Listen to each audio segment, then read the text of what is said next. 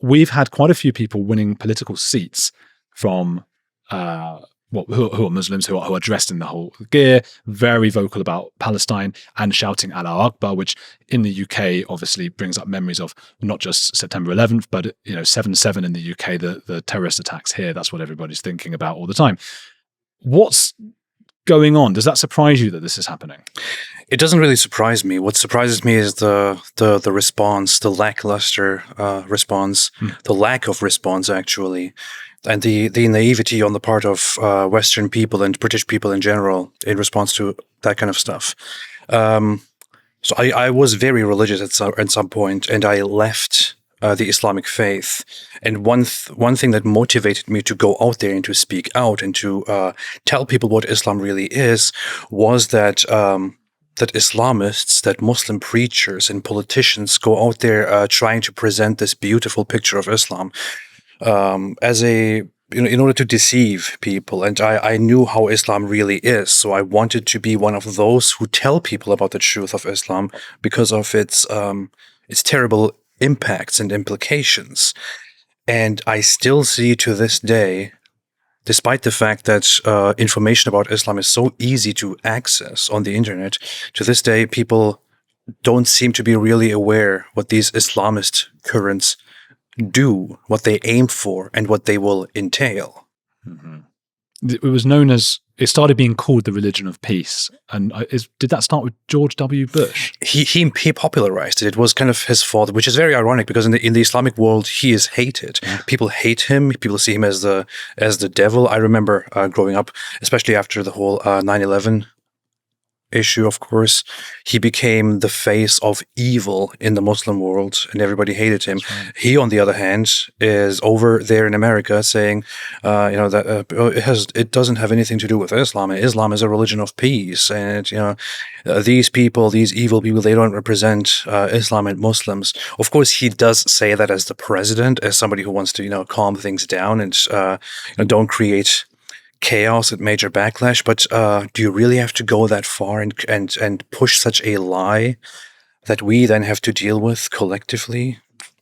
And now that's just been, I think most people don't even realize that's where it came from, and they think it's something from Islamic texts or something. This is the religion of peace. It doesn't come from Islamic texts. It did, however, exist. So the narrative existed before Bush. It was the Islamic organization, what's it? The OCC. So an Islamic organization that unites the Islamic world began spreading this whole idea of Islam being peaceful because at the beginning of the last century, at the beginning of the 20th century, the idea that Islam is a religion of peace did not really exist.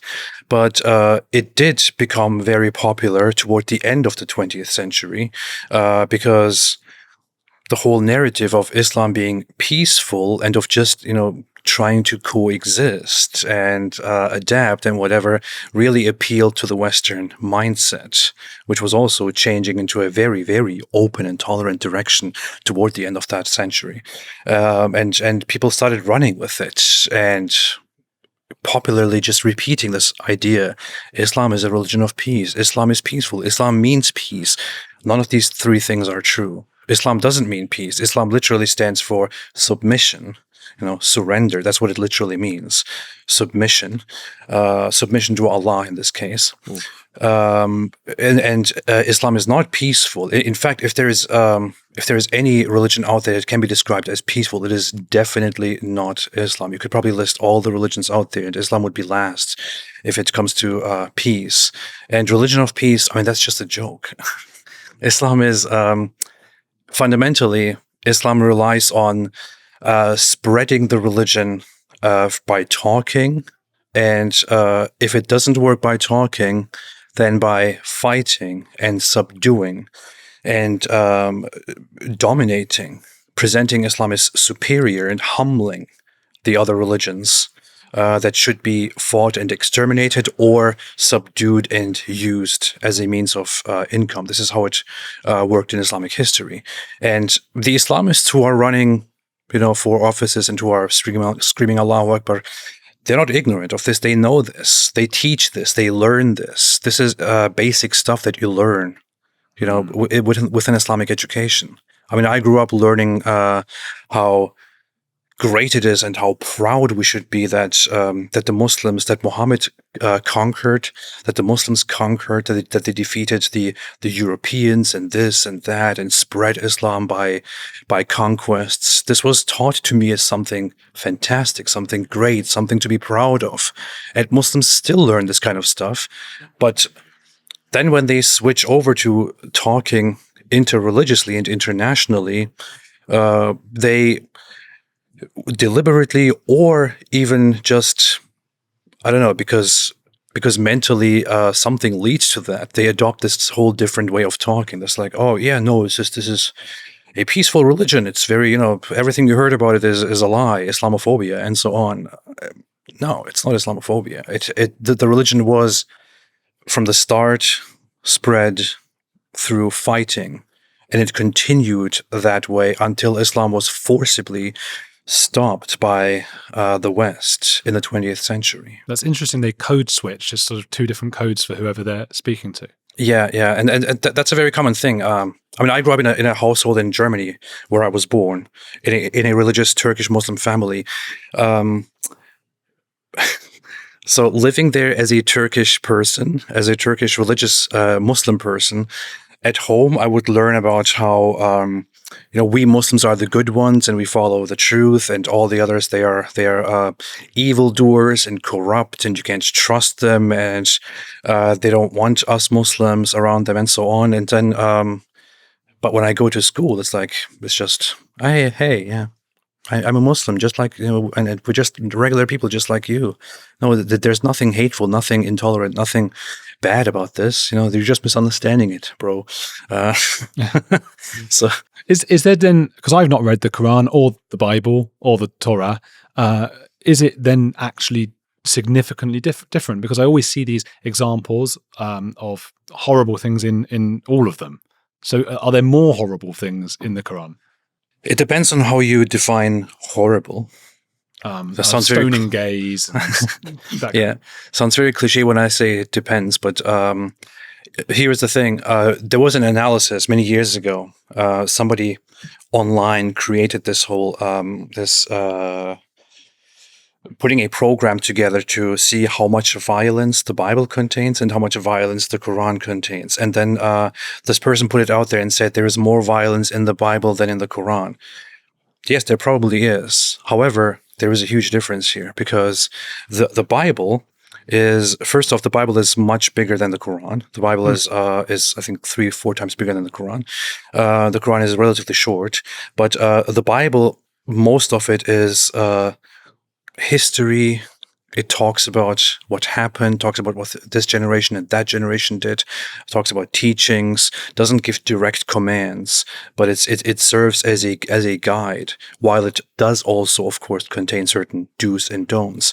The Quran, however, is different. The Quran, from the beginning to the end, it is believed and taught to be the direct revelation, the direct speech of Allah, word for word, unchanged, without any interruption or interference, which is not the case with the Bible. In the Bible, it's actually God revealing things and people then writing things down, which is acknowledged. But in the Quran, you have commands from the beginning to the end. Everything is taken to be a perfect command, a perfect guide for all humans for all times.